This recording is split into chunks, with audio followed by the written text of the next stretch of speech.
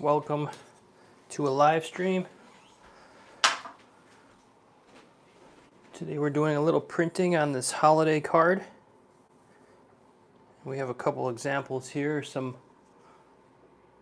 images that we're going to use as reference. So let me see if I can pull up. I forgot to charge my iPad again, but it's got some battery, 35%. So let's see if I can pull up my stream here so I can see the comments. So we mixed out two variations of gray. We're going to do a little bit of something different with each one here. So if I go to here, let's see, yes, it's on. Great. Okay, I can see. So a little bit of cooler gray and just kind of a neutral gray, just a little bit of variety. I'm going to be using these two as kind of references. This one's going to be a little bit more blue-green, and this one's going to be a little bit more darker and more navy, or maybe like a darker blue nighttime scene. So I'm going to use these as kind of references. So I'm just going to keep these out so I can kind of refer to them. And I'm going to add a little bit more white to each of these colors because they're a little too dark for me right now for this first layer.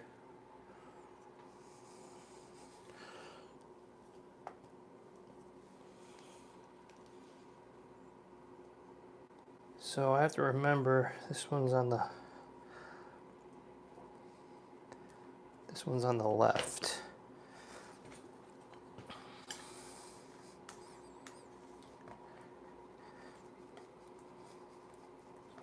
I added a little bit of transparency in with these inks.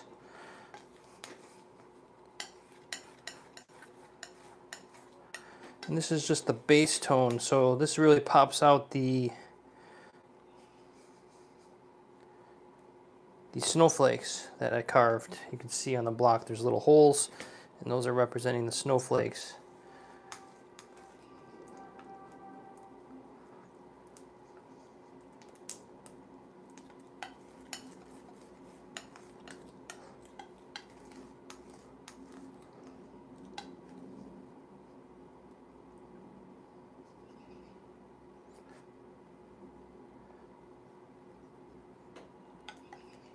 And these are just kind of simple, fun little holiday cards that I'm going to use.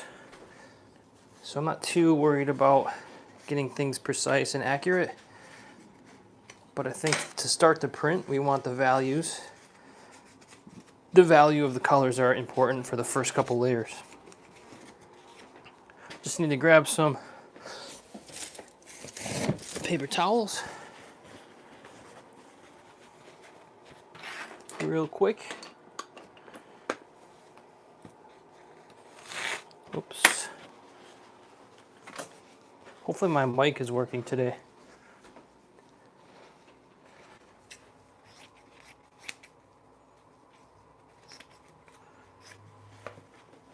Alright, got some paper towels here. So let's start. So this ink at the top is going to be on the right.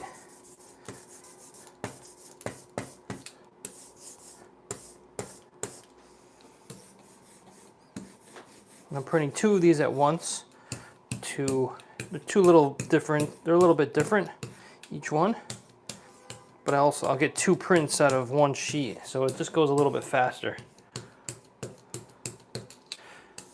They call this 2 up, meaning there's two prints on one block.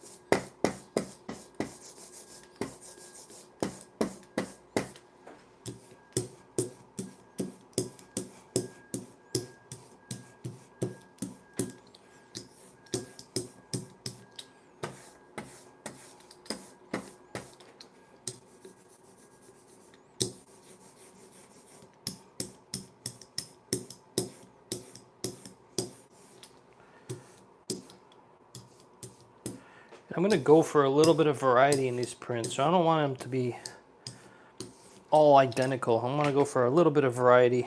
I'm not going to be too worried about getting everything matched up perfectly. So this is just kind of a fun, I'm making a YouTube video with it, but this is just kind of a fun holiday gift, and I just want to keep it simple.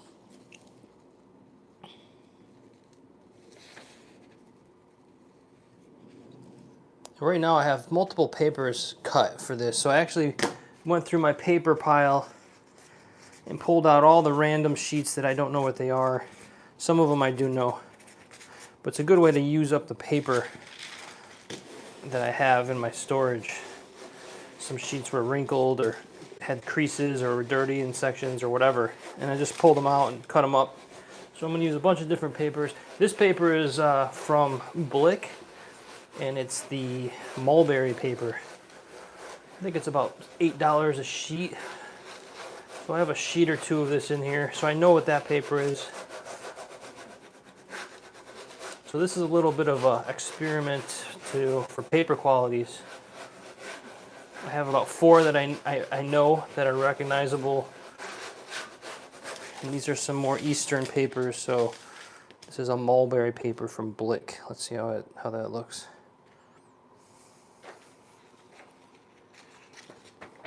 So there we go. We got 2 grays.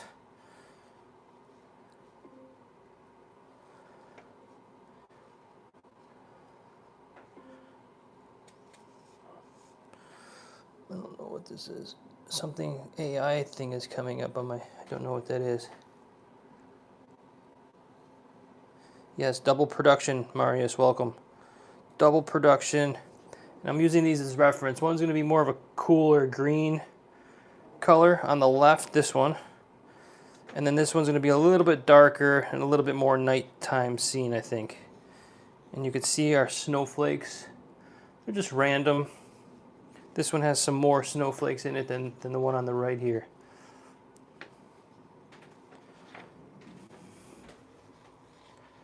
I think that's a good value for the base for these. I want these to be kind of darker evening scenes, so I think that's a good value to start with. So we just keep going.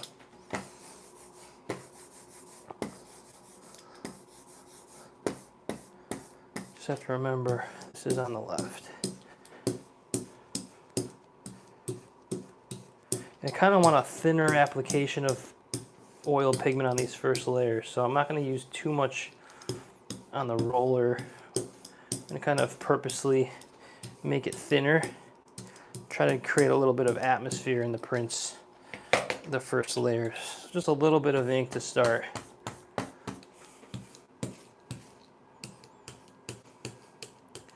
And I sprayed these blocks with the sealant again, so I could preserve my drawing underneath.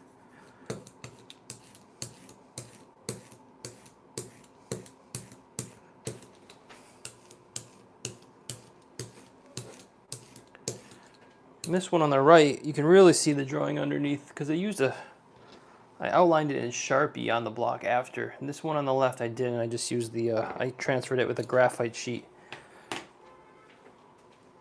Notice I have some ink over here on my tabletop. I just want to clean it off real quick. Yeah, we don't want that. All right. So yeah, continuing with this mulberry paper for now. Do one more with this mulberry paper. This is a really nice paper from Blick. I think it's about $7 or $8 a sheet.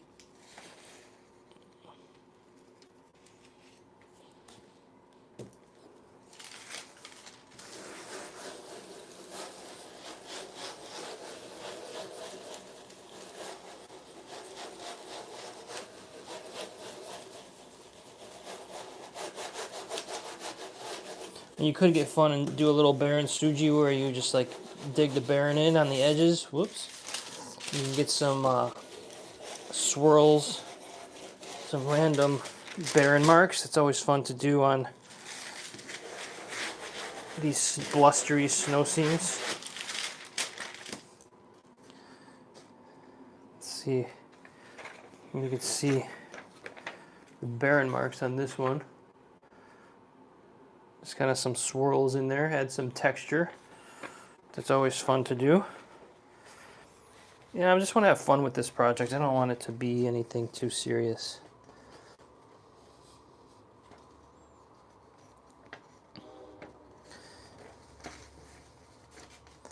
So those are looking good.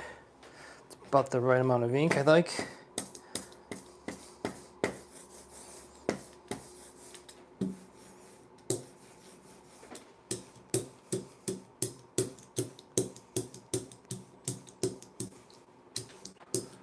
We got 4 people on here today. Good morning.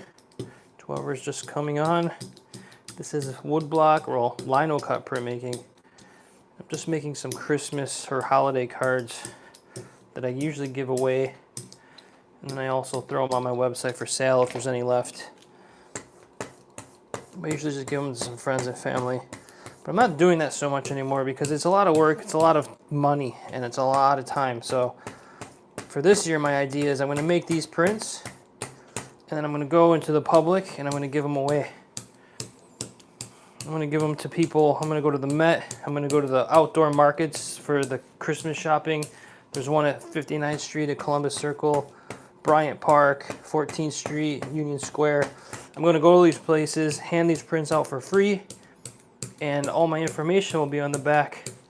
So I'll target people that look like they're interested in art, I guess, or just look like nice people or families.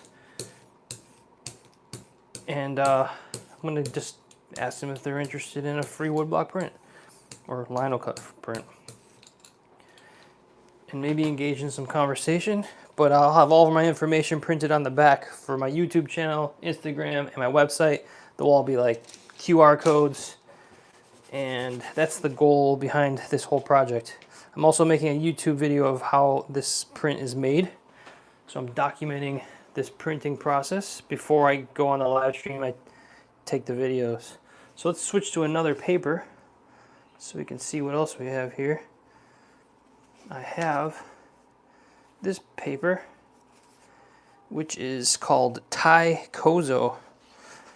And this is another paper from Blick. It's a little bit warmer in tone.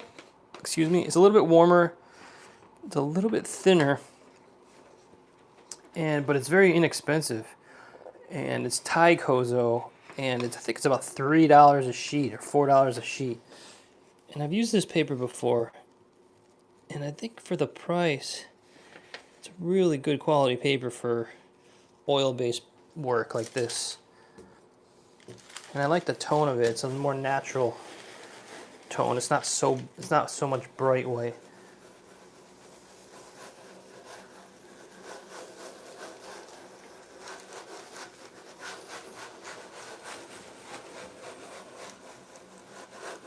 We're getting a little sample of papers with this project too, which is always a good thing to do. See what you like and what works for you.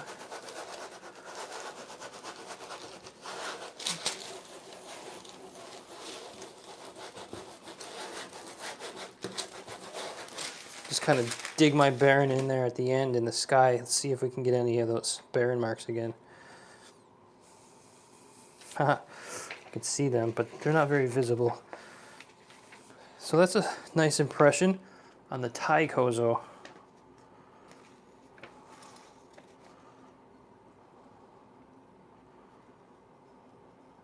And so when these are finished, I just have to cut down the middle, and I have 2 prints ready to go.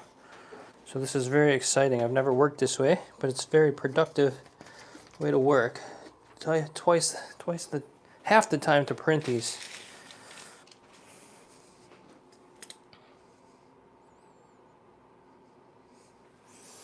What's up? Thanks for earlier feedback on my exhibition. Yeah, you're welcome. The exhibition was a success, and it still is. They sold a couple more pieces the last couple days, I think, so it's a very big success so far. So I'm very happy about that. And I think just for me, the most rewarding thing was to just get all that work made in a short amount of time and focus my attention on one project well, multiple projects, but for one goal. And to see all my work in one room was really exciting for me to see. And I learned a lot about my process and the art that I want to make in the future. So it was all in all a success. And it's up for a couple more weeks, so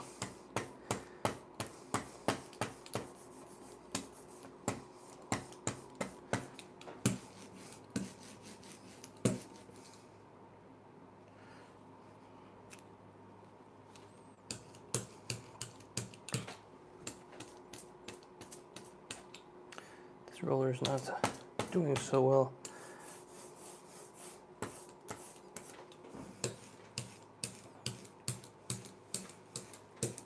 So this is just the gray layer going down first. It's kind of the base tone for the whole print. It pops out the snowflakes. And I'll probably be doing another thin layer of gray on top of this one after. But I'm not sure. I don't really have any plans yet for this one. I'm just taking it step by step. Just kind of rolling with the process. So let's do another paper. What else do we have over here? Oh, we have a Torinoco. I believe this paper, I got lots of paper here. I'm going to be printing these for a while. I have Torinoco. It's a thicker cotton paper. It's like it's still an Eastern paper, I believe. But it has a little bit rougher backing surface and it's very smooth on the front. It's similar to like Arches. It's a little bit thicker, cardstock feel. But I believe I got this paper from Talus, which is a paper company, art conservative company in New York City here. They're based in Brooklyn. They're like East Williamsburg or Bushwick, whatever you want to call it. But they have a lot of nice papers over there too to choose from. So because this is a thicker paper, I'll have to press a little bit harder with my Baron.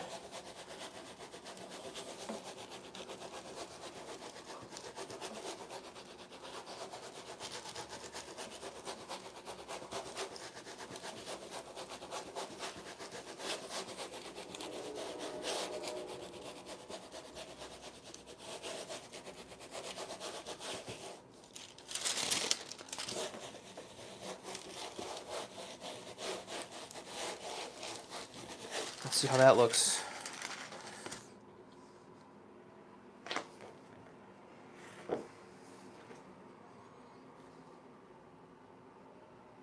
Nice atmosphere that we're creating here. This is interesting. So I outlined this one with Sharpie. So I transferred it, outlined it with Sharpie, and then I sprayed it with the, what is that? The, what is that stuff called? Polyurethane, clear polyurethane. And for some reason, the Sharpie area is raised a little bit, and you can actually see it. You can see it here in the printing too. So the Sharpie, when I spray over with the polyurethane, creates this like little, I don't know, it's like a release or something. It's like raised a little bit. So it's reacting with the printing as well. So that's something that's new.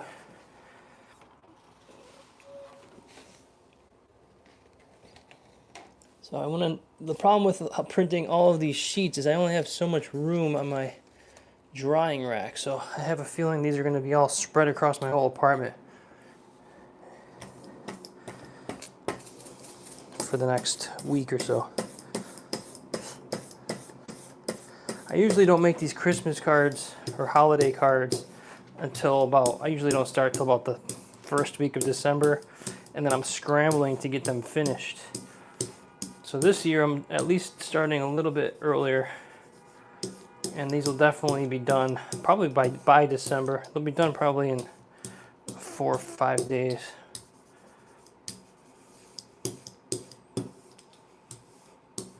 So I'm ahead of the schedule on this project this year. And I like to do this every year. Every year I say I'm not going to do it. I'm not going to make a card this year, but I always end up doing it. So.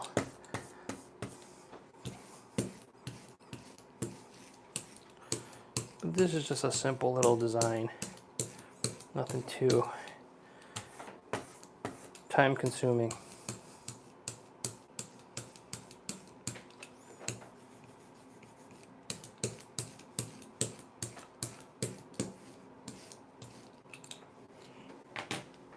So we have one last paper. What's the last paper we have? Oh, this is the Arches 88. This is a very traditional block printing or printmaking paper. It's just like the Torinoco, but Arches 88. It's smooth on both sides, very white, bright. It's like a mold made paper. And this is just your kind of standard oil-based printmaking paper. This is very thick. I don't really like to work with these thick papers. These are best if you run them through the press. So these are good for like etching or aqua tint or block printing, but larger scale maybe with a press.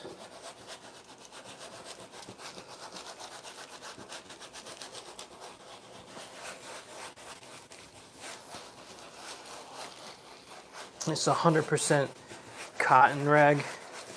It's very thick, hardy. Let's see how this is. Yeah, this one's a little bit more ghostly. A little bit more atmosphere in there. But it's already looking good. I like the way this is coming along so far.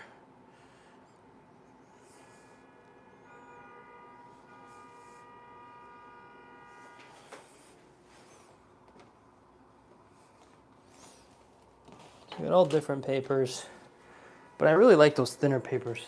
It's so much nicer, in my opinion.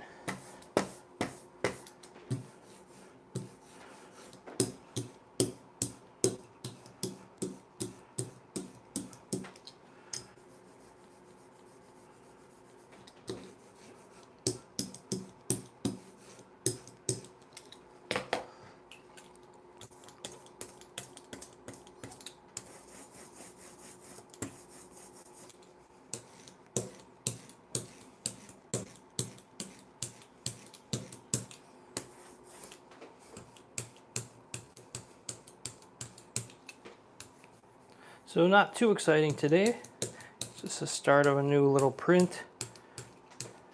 Not much news to add today. So I'm just working here.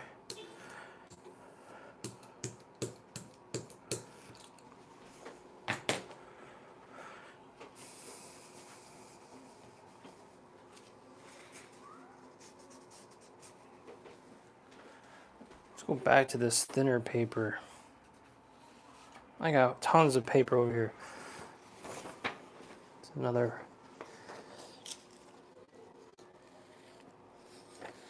mulberry paper. I like this mulberry and I like the Tycozo the best.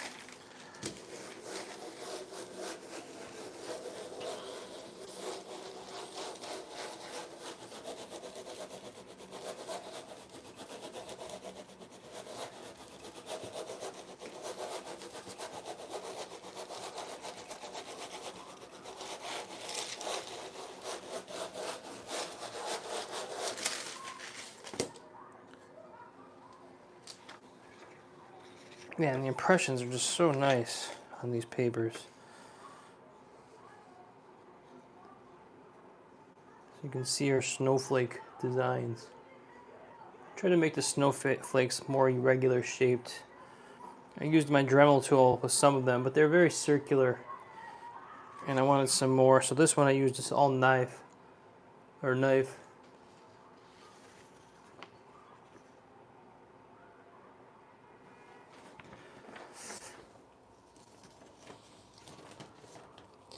Yeah, I have kind of a group of people that I send these prints to, like a standard group of people.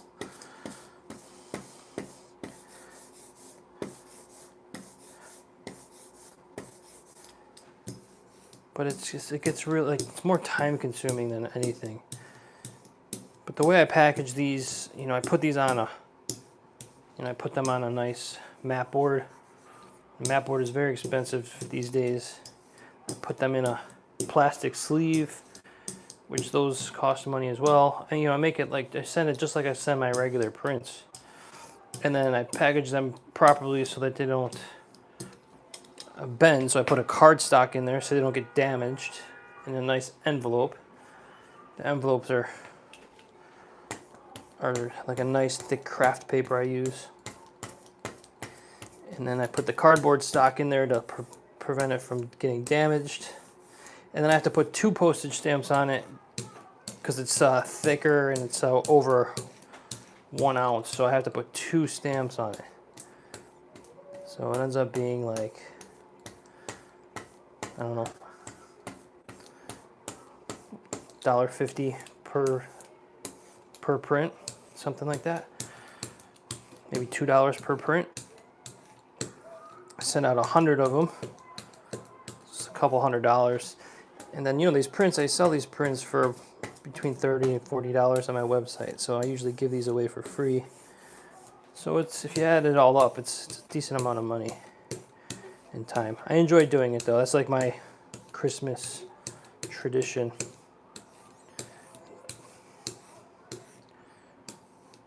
But doing it this way is makes much more sense. I can be much more productive at a faster rate.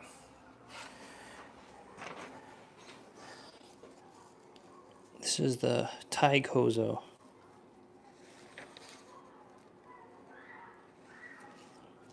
Sounds like the school is letting out across the street. Yeah, I don't know why, but yesterday and today they have a half day at school across the street.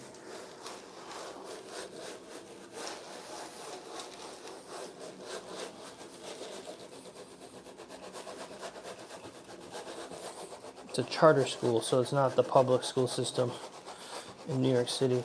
So they have their own schedules.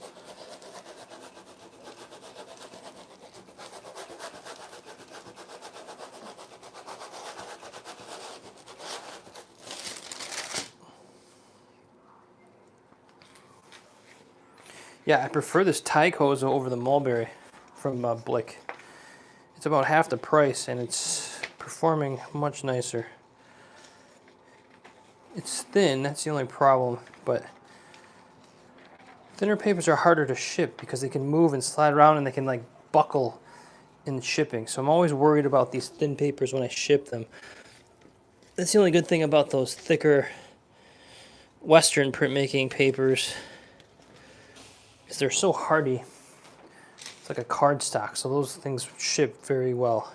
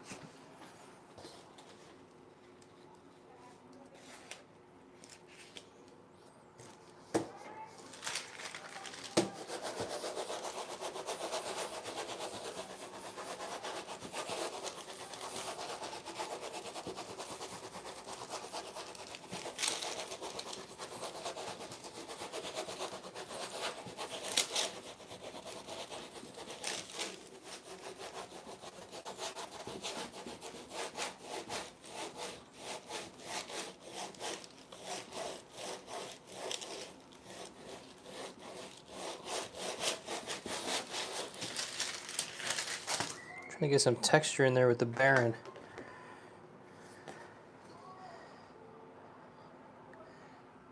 It works so well. I'm gonna need more area to dry all of these because there's gonna be a lot of them.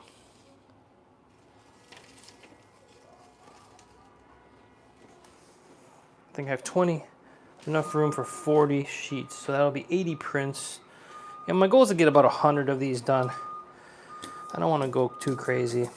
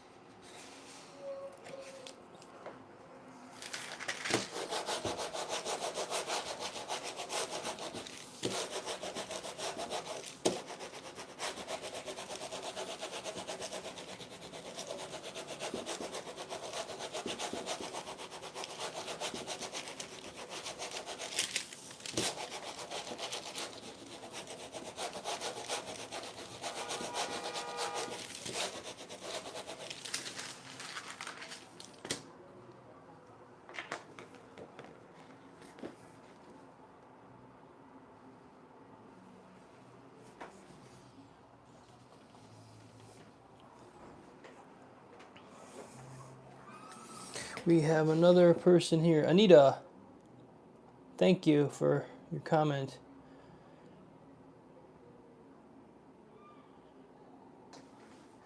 What did I use to transfer my design to the block? So, sorry, I can't see through the layer, your print. So I transferred the image two ways. One, I just used graphite paper. So I had my sketch.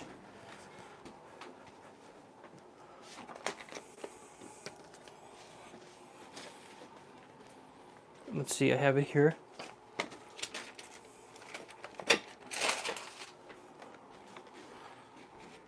So I just started with these sketches I just made with some watercolor.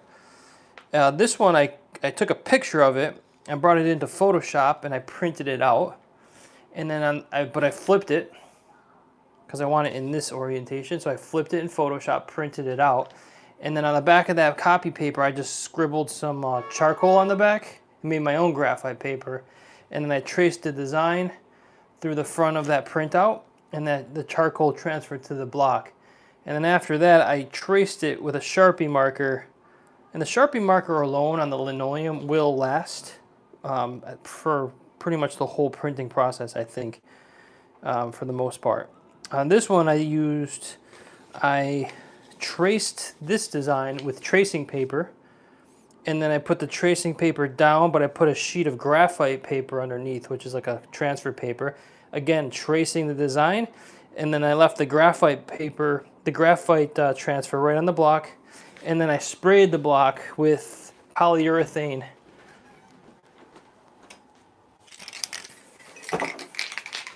And I'm sure there's other materials you could use that would work as well, but I just have this around. It's called a clear gloss fast drying polyurethane, and it's glossy. And you know, I just did a couple light coats, and you just gotta be careful. You want to do this outside. You don't want to breathe this stuff in because it's not very good for you. And I should talk because I didn't wear a mask last time I used this. I think I breathed some of it in. I took it outside and the wind blew it up in my face and I breathed some of that stuff in. It's not good. So please wear the proper respiratory protection if you're using that stuff. And that will preserve the drawing or your design on the block for many, many applications. I tested that with this print that we did a while ago, the Gunks print that I did. And that will preserve it for, you just have to make sure it dries 100% before you start working on it. It takes about 24 hours for it to dry properly.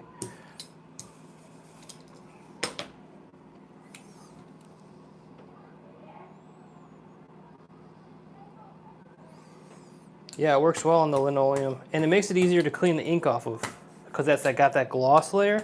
So I could just wipe this ink off with a little bit of oil. I use avocado oil usually, but you could use vegetable oil, or you can use a little like turpentine, or a little bit of like mineral spirits, or you can use like odorless mineral spirits. Any oil would work though, vegetable oil, cooking oil. And it wipes it right off the block, it's great. So I found that to be very useful.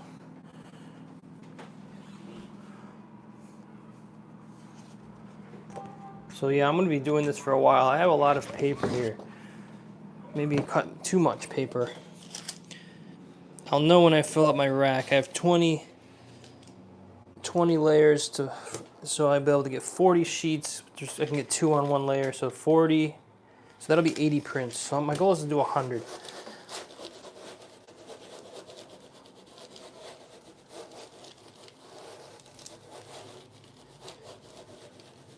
So I was using all different tools to make these snowflakes. I used an X-Acto knife, I used a utility knife, I used my regular Hangito, I used my Dremel tool. The Dremel tool is the fastest.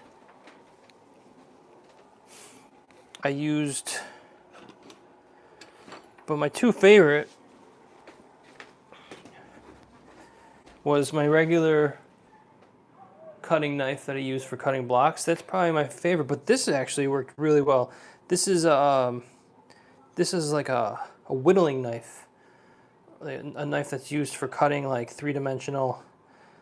And this was actually really great to use. It's kind of flexible, and it was getting really nice because I was getting like trying to make unique looking snowflakes. I didn't want the same. I want every snowflake to be a little bit different. So I was actually using this, which is actually a really nice tool for cutting these snowflakes. But yeah, my Dremel tool would have been great just to do that, but I'm making a video on this, so I was trying to use different. And you might think you could just like press in, like say a needle or a nail or something like that, but the linoleum is self-healing kind of, so it won't get you really need to take that material away, so you need to cut a circle.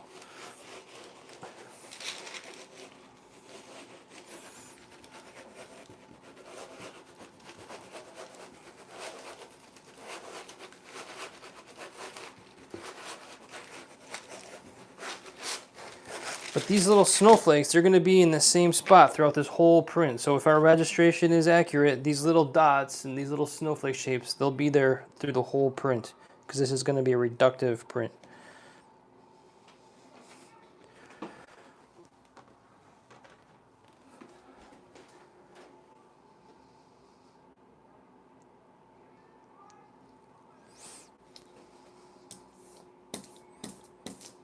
Yeah, these inks that I'm using are the Cranfield Relief inks. Any relief ink,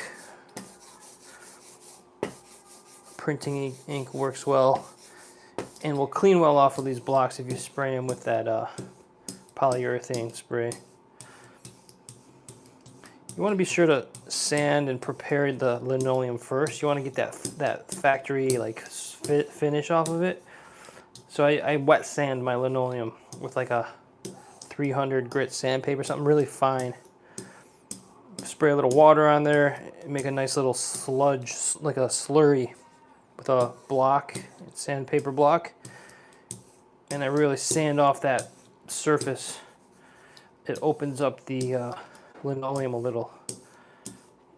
So do that first before you transfer your design and before you spray, if you choose to do that method.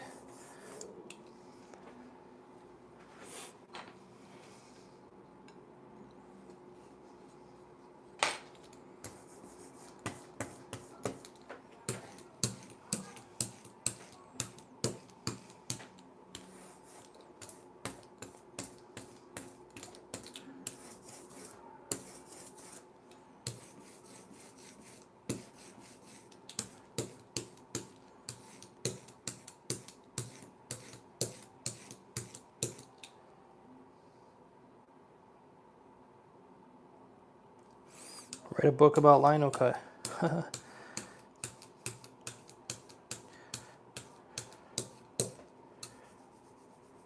You think there would be more books about lino, because more people are doing linocut than woodblock printmaking, I think.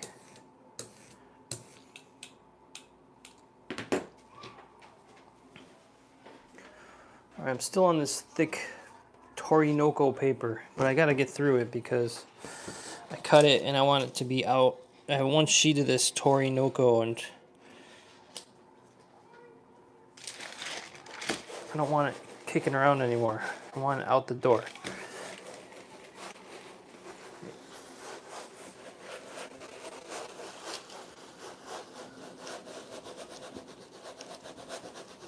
I would love to write a book someday. If I refine my technique and I have a specific way I like to work, well, I like to work in all different kinds of ways, so I guess the book could be about different printmaking techniques. I'd like to write a book about carving, actually, for relief printing.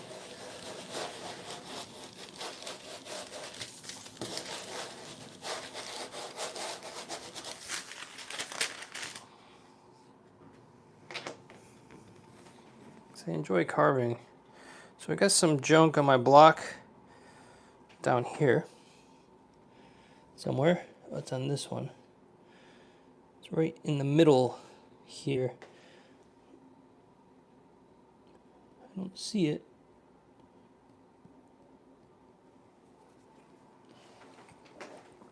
It's okay. It just adds to the atmosphere of the print. Wait a second. So I can make sure that I'm printing these in the right. Oh, I see. So this is the. I gotta make sure I'm orienting these in the right direction, so I don't get them twisted around. So I need to mark this.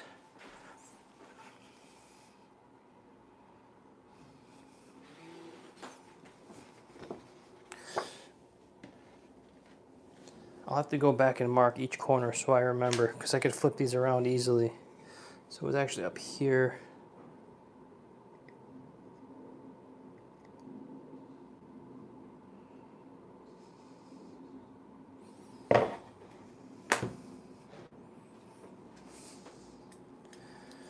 Hello, Pam.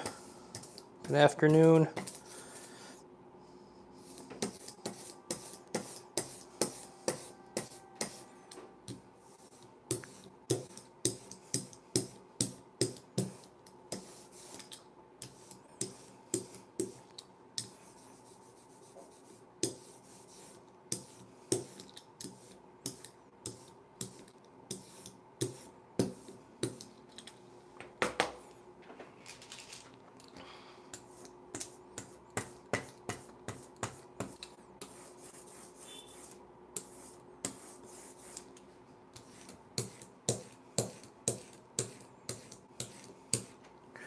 I was looking at some Hasui. I was looking at these prints, some Hasui snow scenes.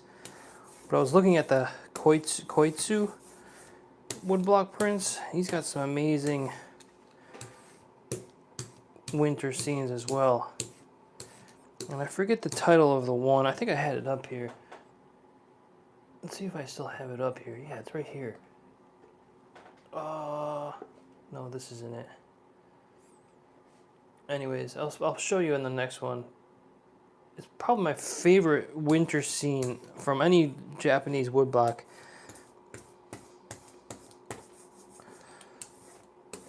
And the way he depicts the snow and the reflection on the water and the trees, and it's just amazing. It's one of my favorite woodblock prints. So I was looking at that one a lot last night and this morning for inspiration. Now this design I'm making now isn't very complex. It's just going to be very simple.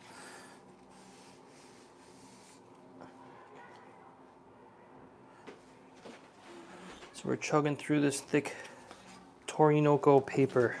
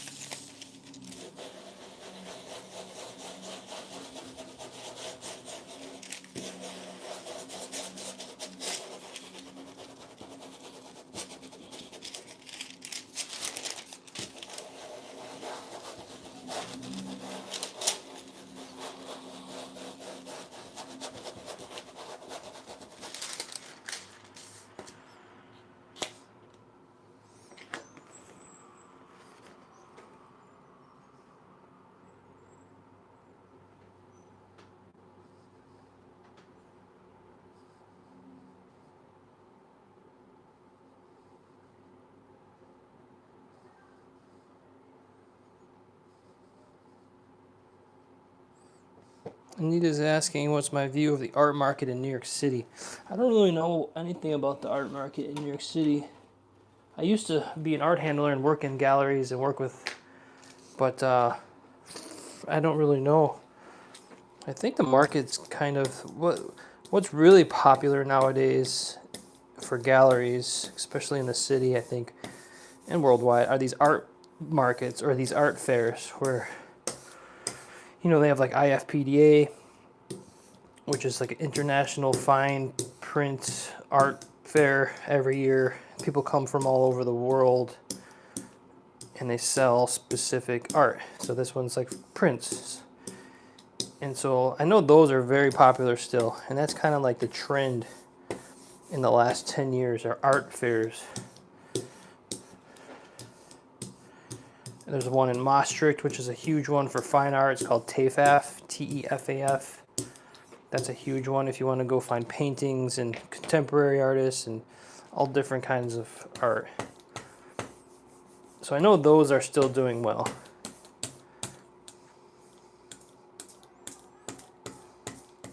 But I know those are very expensive to join. To get a booth for one of those, you have to sell a lot of paintings or prints to make up the cost of the booth.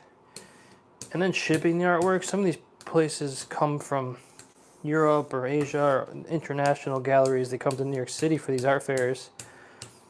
And you have to ship all of your work well ahead of time. It all has to be in crates.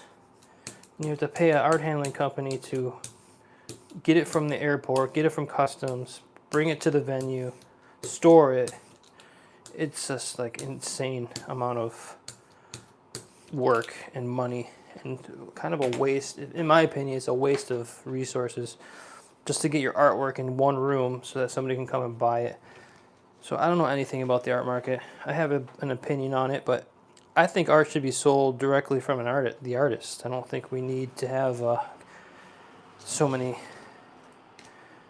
huge galleries, but I don't know. Galleries are nice because you can go there and you can see your art. They can advocate for you as an artist, you know, as long as it's like a healthy relationship and they're fair.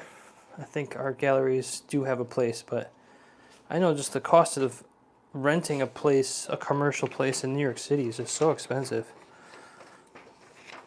So I don't know how people survive with like a brick and mortar.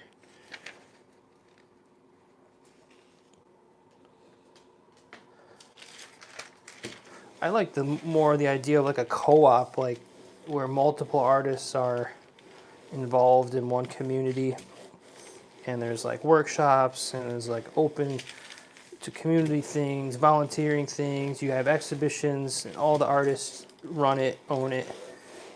Like that's more of an idea that I think works better, at least for prints especially.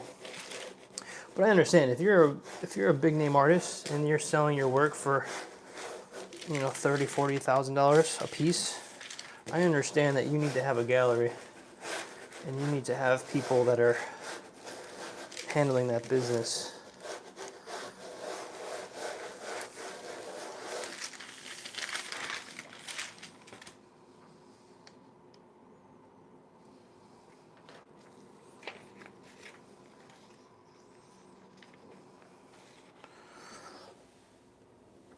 But I don't know, art dealers are like, you know, they're like a middleman, the middleman. I don't really need them. They make money off of the artists, dead or alive, and they're trying to make money too, you know?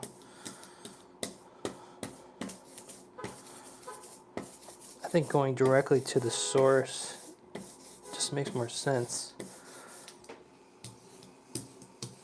But some artists probably don't want to have to deal with, I mean, it's a lot of work selling like prints. Like if someone orders a print for me, I have to pull it out of storage, I have to get it packaged up properly, I have to put it in the proper, it takes time.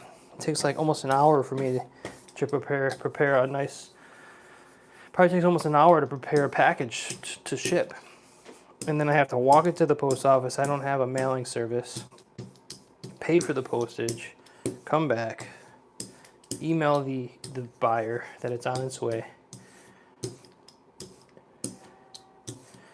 It's a lot of time. So I understand some artists don't want to deal with that. They'd rather just have a gallery deal with all that stuff. And they can just focus on making the work.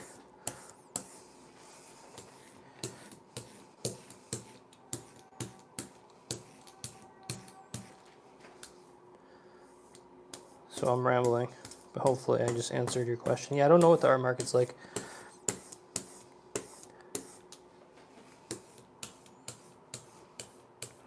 I think it's on the decline in the city. Probably has been for a long time though.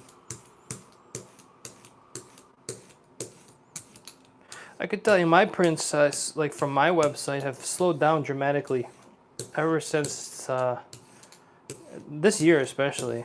I haven't been making a lot of new work and putting it on my website, but just sales online have definitely slowed down since this new administration has been.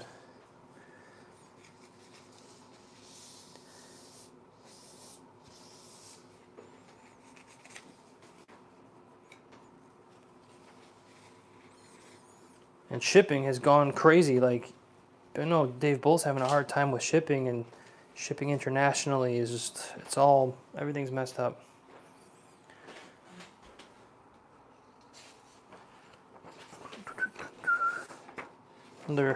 This is the, I need to mark these as they go down so I know what corner.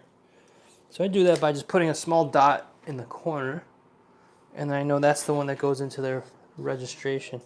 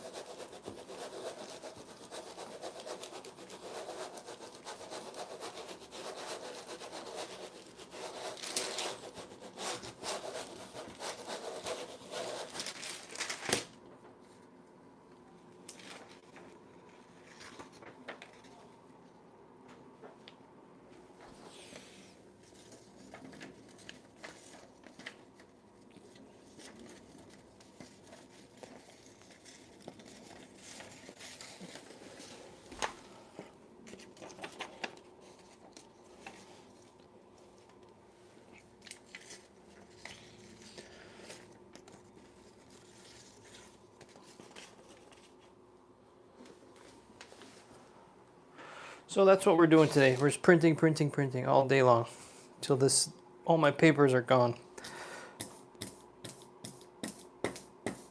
And I haven't even, I'm looking over there, there's a lot to go.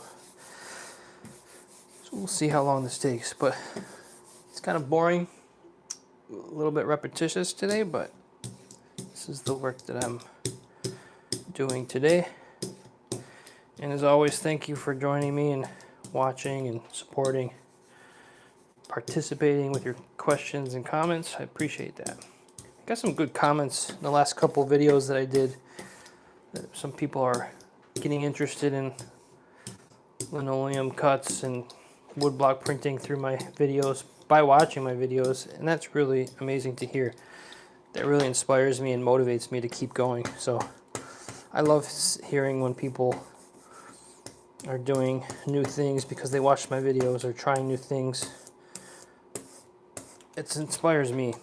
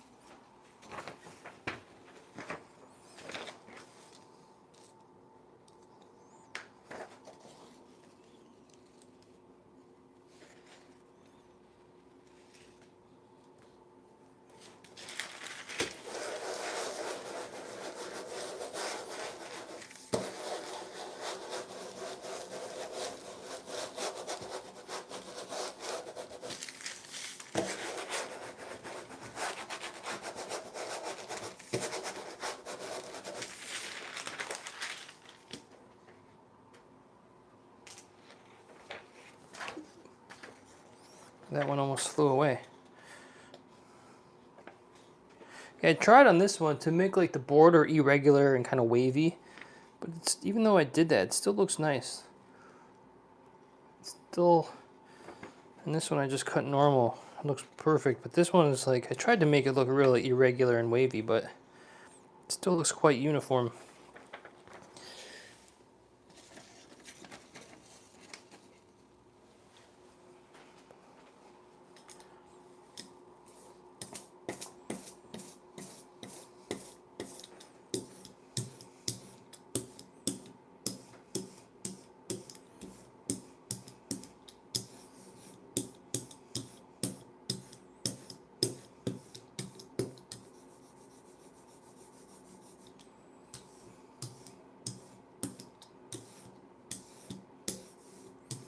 Oh, Marius.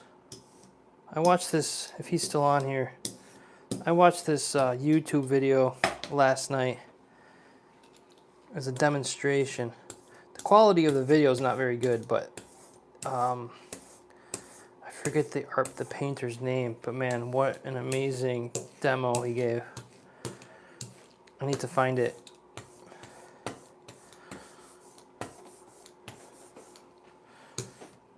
Put the link on here. Are you still here, by the way? Just curious.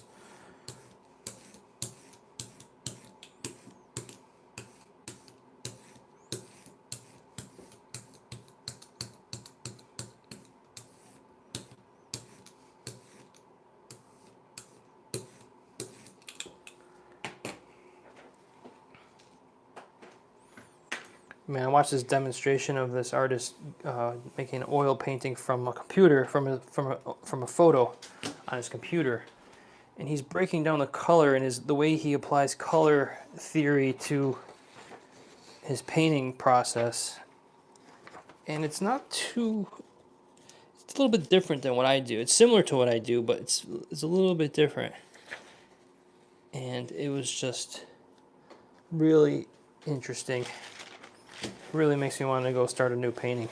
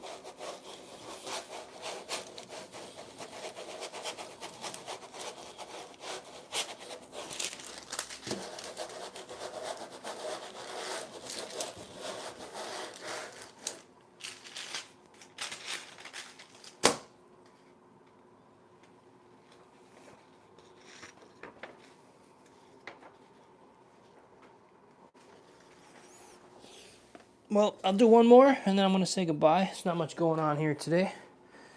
Thanks for all your questions. Yeah, we're at an hour. We should probably end this. I'm going to keep going here. There's only... You can only watch me do this so many times, you know? But I'll be here. I'm not even halfway through, so I'm going to be here for a little while. So I'm going to turn on some music and just get in the zone, pile through this stack of paper that I have. My goal is 100, but I think it's going to be closer to 120 that I'm printing. But that's okay, because my goal is to give these out to people for free as gifts. But like I said before, I want to go give them to people that I don't know in New York City. I think that would be a fun little adventure experience. Just try to engage in conversation with people. And I think it's a good way to maybe market myself a little bit in person. And somebody gets a free reductive print for the holidays. Tried documenting it too with my video camera. But I don't know what the legal thing is with that. I'd probably have to ask for their permission if I wanted to make a YouTube video about it. I'm guessing I'd have to ask for their permission to record them.